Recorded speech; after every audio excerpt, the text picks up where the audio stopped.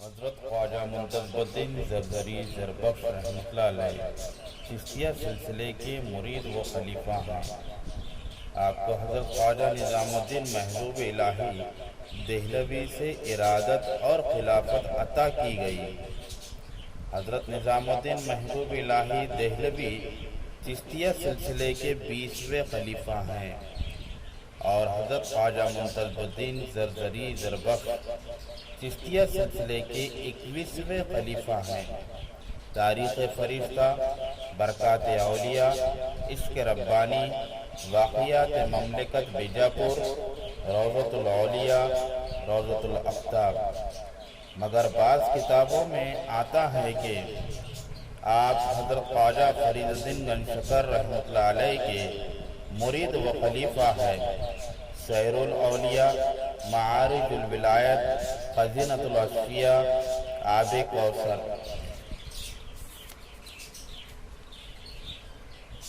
جب حضرت خواجہ منتظم الدین زرزری زربخش رحمۃ اللہ علیہ کا مجاہدہ اور ریاضت اپنے عروج پر پہنچے تو حضرت خواجہ نظام الدین محبوب الہی نے آپ کو خلافت سے سرفراز کیا اور آپ کو خلافت نامہ، ایک مسلح، ایک عصا، ایک قلعت عطا کی اور 700 اولیاء کرام کے ہمراہ 692 ہجری میں دہلی سے خلدآباد کے لیے روانہ کیا۔ آپ اس وقت 17 سال کی عمر کے تھے۔ وقت روانگی پیر و مرشد سے غرض کیا، ان 700 اولیاء کی کثیر جماعت کی کفالت کیسے کی جائے؟ مجھ میں ایسی قدرت اور استطاعت نہیں ہے کہ میں ان سب کی کفالت کر سکوں۔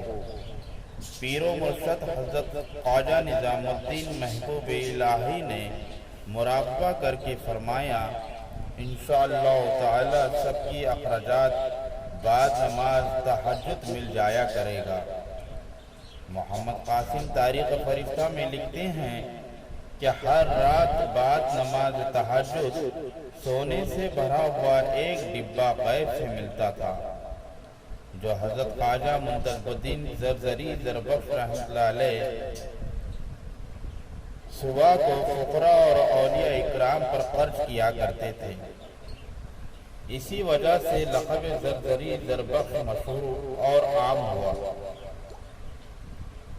معارج الولایت اور روضۃ الاولیاء میں تحریر ہے کہ جب حضرت خواجہ منتظم الدین زرزری زربخش رحمۃ اللہ علیہ کی ریاضت اور مجاہدہ کمال کو پہنچا اور محبوبیت کا مرتبہ حاصل ہوا تو صبح اور شام 2 قلعت زرین سونے کے سکے غیب سے ملتے تھے جن کو فقراء اور غرباء اور اولیاء اکرام کی جماعت پر صرف کر دیا جاتا تھا، اور تقوی کا عالم یہ تھا کہ اس میں سے خود پر کچھ بھی صرف نہیں کرتے تھے۔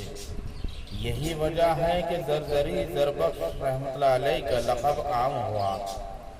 ایک علمی ذخیرے کے حوالے سے مکاشفۃ الاولیاء میں مستجاب الدین خادم حضرت خواجہ برہان الدین غریب فرماتے ہیں، جب حکم ارادت الہی آپ قلب پر سے اپنی والدہ کے رحم میں جلوہ افروز ہوئے تو بعض عجیب قسم کے واقعات بصورت خواب آپ کی والدہ ماجدہ پر ظاہر ہونا شروع ہوئے، جس کا ذکر بی بی حاضرہ نے اپنے شوہر حضرت محمود ہاشمی سے کہا۔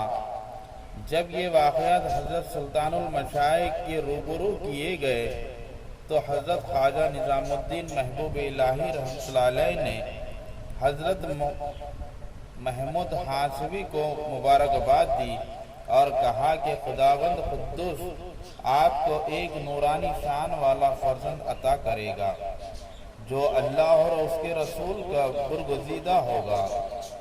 وقت ولادت حکم مادر سے ایک آواز آئی کہ میں بغیر تہبند کے پیدا نہیں ہوں گا۔ بی بی حاضرہ نے اس بات کا ذکر بھی اپنے شوہر سے کیا۔ دونوں میاں بیوی حیران تھے کہ اس بات کا کیا حل نکالا جائے۔ بالآخر یہ مسئلہ بھی شیخ المشائخ حضرت خواجہ نظام الدین محبوب الہی کے سامنے رکھا گیا۔ ایک مراقبے کے بعد حضرت شیخ نظام الدین محبوب الہی نے فرمایا، آپ کا فرزند پیدائشی صاحب ولایت اور اللہ کا دوست ہوگا۔ تھوڑی شکر کپڑے میں رکھ کر ماں کو کھلا دو اور خدا بند قدوس کی قدرت دیکھو۔ حضرت محمود ہاشمی نے پیر و مرشد کے حکم کی تعمیل کی۔ حضرت منتظر الدین زرزری زربخش رحمۃ اللہ علیہ 675 ہجری ربیع اول کے مہینے میں اس دنیا میں جلوہ افروز ہوئے۔ آپ کے جسم مبارک پر ایک تہبند تھا جس پر زرین دھاریاں تھیں۔ سبحان اللہ! حضرت محمود ہاشمی نے مولود کی شان پیشانی کو چوم کر آپ کا نام منتظر الدین رکھا۔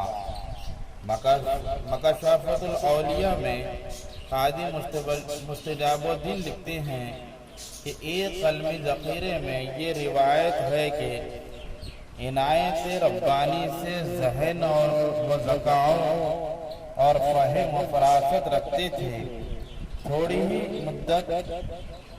تھوڑے ہی عرصے میں علوم معقول اور منقول یعنی تفسیر و حدیث و فقہ و اصول وغیرہ پر کافی عبور حاصل کر لیا اور اپنے ہم سبقوں پر سبقت لے گئے۔ پھر شفا و روحانی کے سبب ذکر و فکر کی طرف مشغول ہوئے اور تھوڑی ہی مدت میں انوار ذکر و تاثیرات فکر غالب ہو کر خرق عادات ظاہر ہونے لگے، یہاں تک کہ اگر آپ کسی ندی یا تالاب کے کنارے ذکر کرنے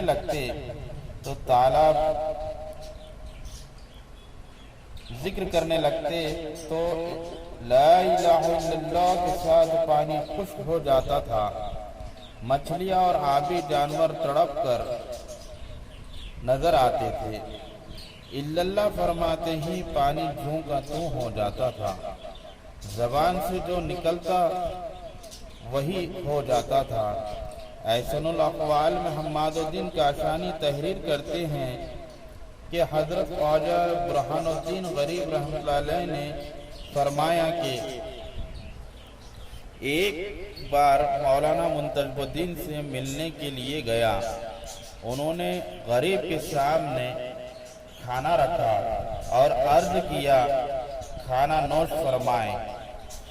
میں نے کہا میں روزے سے ہوں۔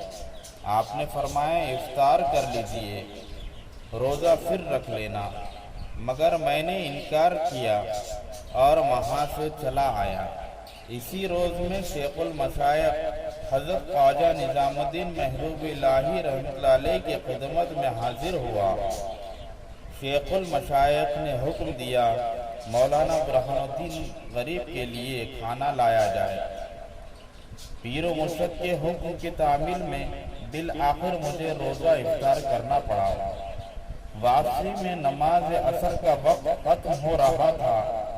میں نے بہت سارے لوگوں سے کہا کہ نماز عصر با جماعت ادا کریں گے۔